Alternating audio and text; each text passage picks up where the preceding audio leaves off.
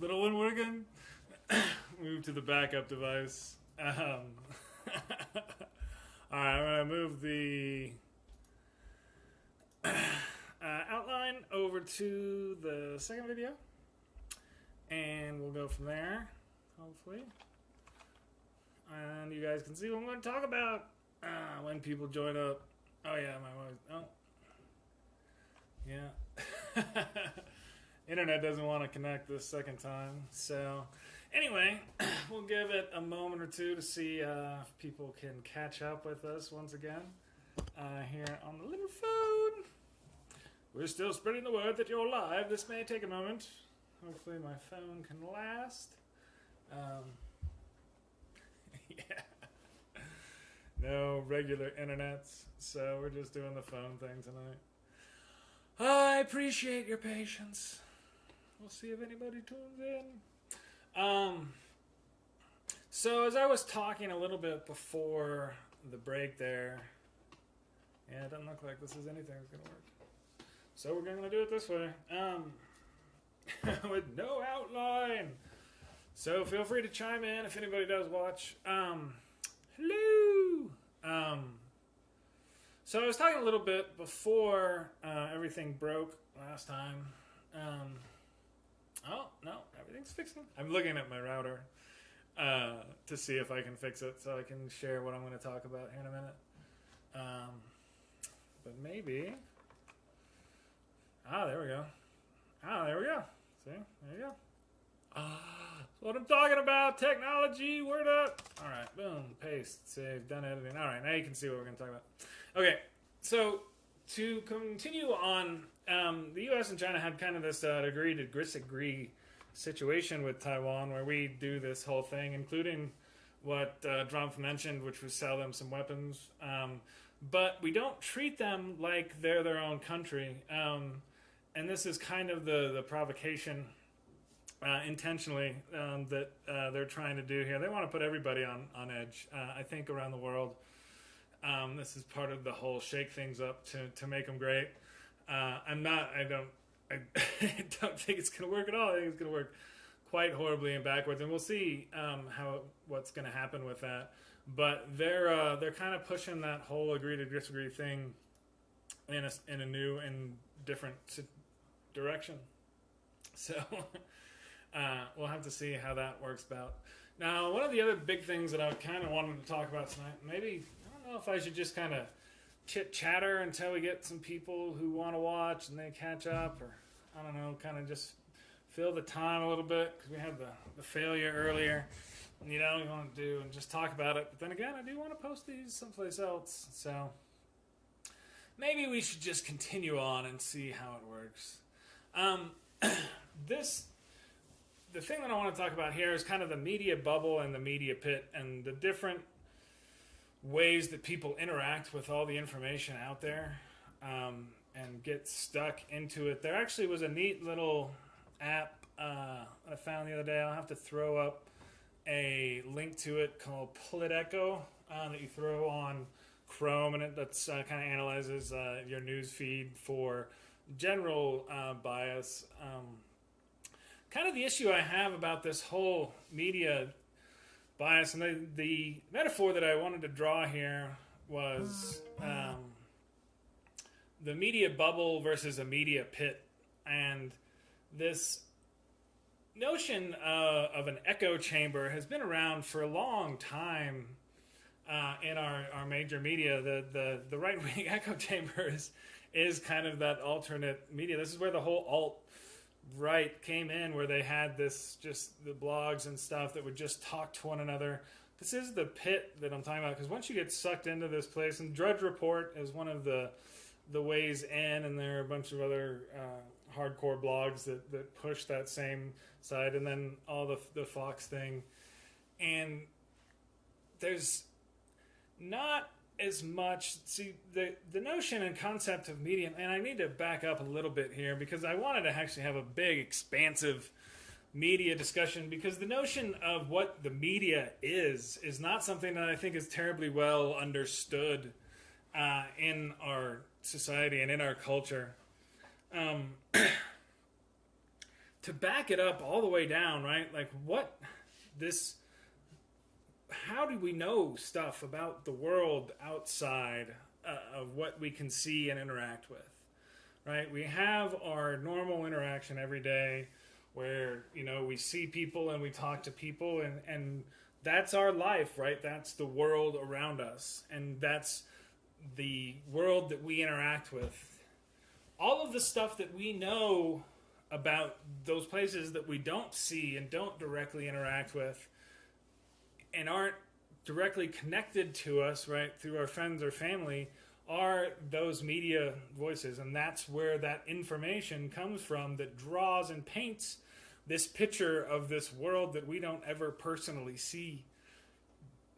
From, the TV shows we watch, and you do get this kind of intimate understanding of places, and you can see what they look like. And, even like Google Maps is a certain sense of, the media, and how, you can see these places that you've never been, and kind of hear about them and think that you understand this because you read this story about this person who did this thing. But, every place that you can think of, there's millions of people who live there, millions of stories going on. So you have this one sense of this one moment in time that you hear about this place, and then you think, oh, I get that, or I have a concept of what that place is, or what that place is like, or, oh, I saw that place on a TV show, and I've seen movies about this and that and the other. And this is one of the things that for me, like when I moved to New York City, that was a big, like, oh, because I'm, I don't know if you guys have picked up on this, I'm a redneck boy from Dallas, all the way back down home.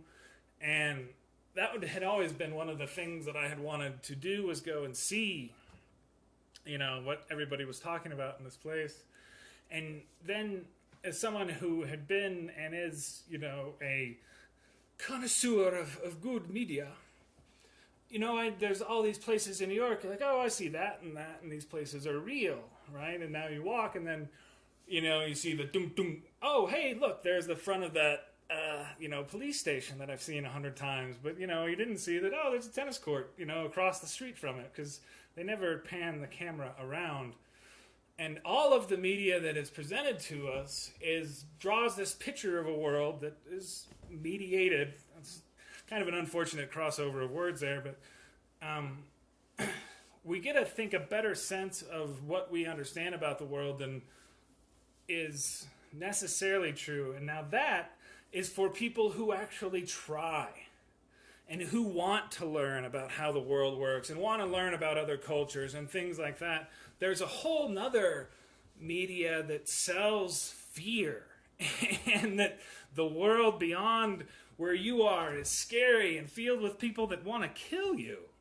And this is not a new thing. I mean, this has existed, and as I do actually have a degree in mass communication.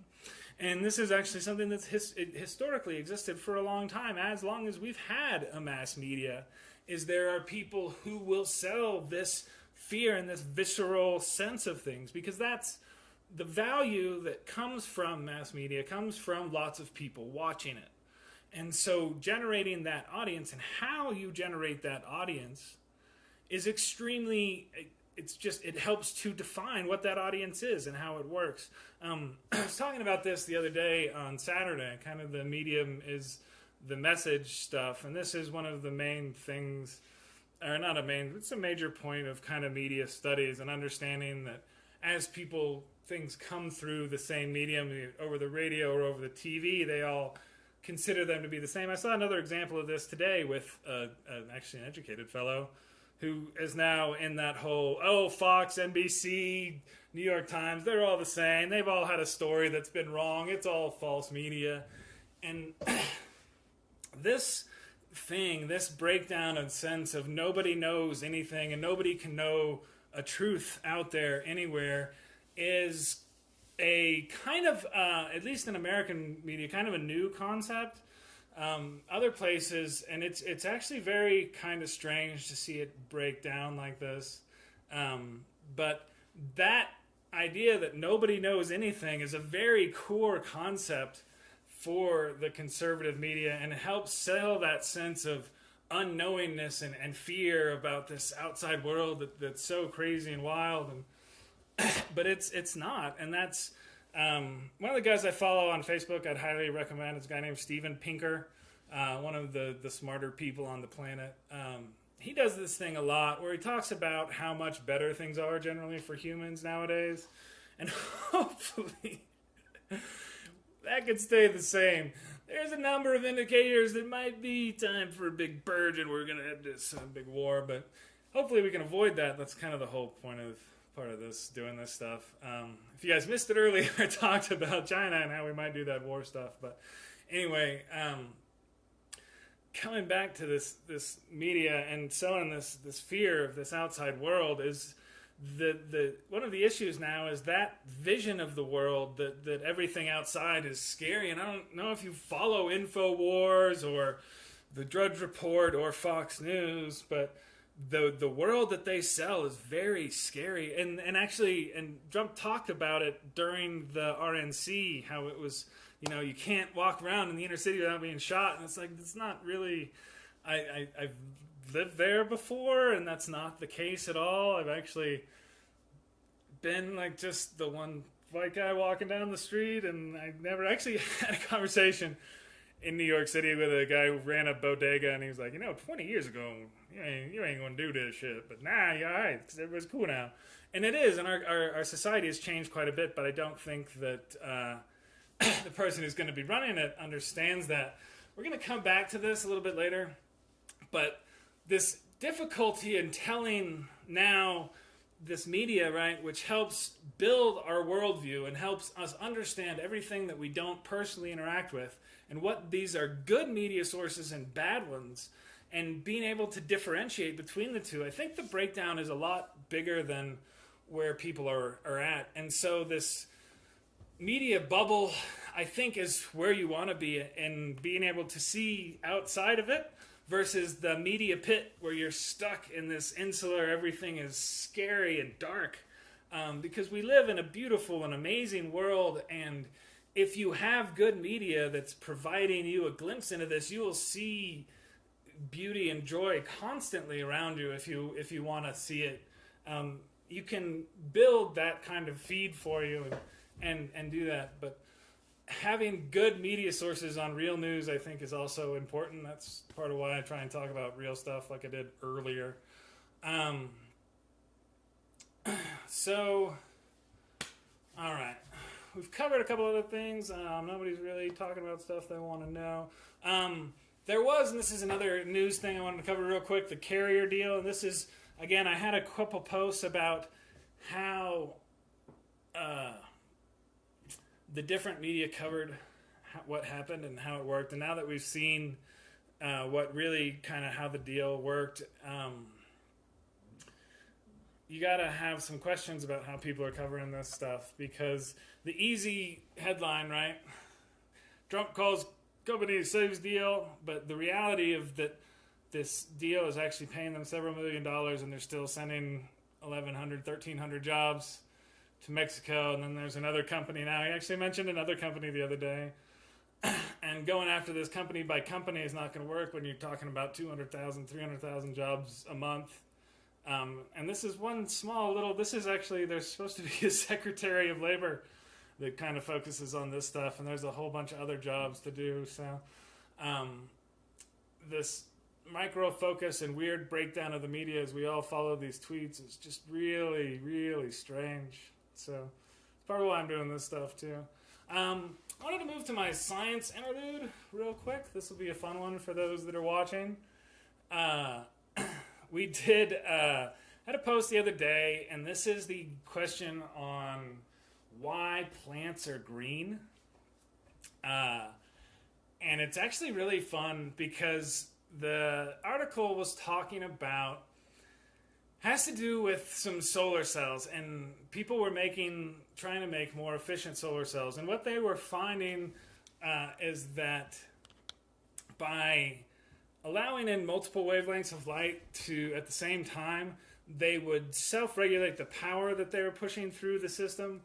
Whereas if you just would focus on a single wavelength of light, the most powerful one, it didn't regulate so well. And so you had to do a lot of extra work to then regulate that power source.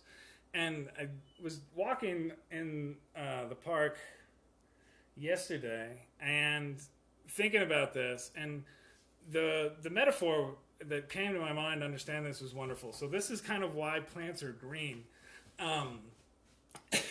which when we get back to it, it'll be kind of fun.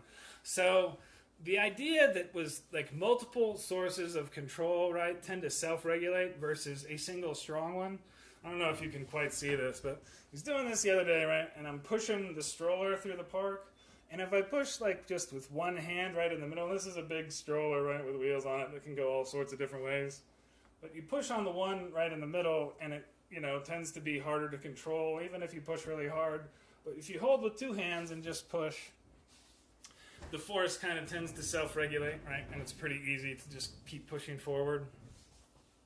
That is the same notion that happens here with the plants and the light coming in to create power and force. The strongest one in the middle is green light. And the ones on the other side are the ones that the plants actually let in. So you have to remember, when you're looking at a plant, it's green. What it's doing is reflecting all the green light. So the color of things, remember, is the color of light. They are reflecting. I don't know if you've seen that Vanta black, but it absorbs like 99% of the light. But what you see, and that's super black, it's really cool, but oh no, did it die again on me? I'm looking at this thing. I think it died. Well, shooby-doo-wop-bop-a-doo-wop. But anyway, so we're going to try and finish this. So anyway, that's why plants are green. Ta-da! I don't even know if you guys can see me or this is working anymore.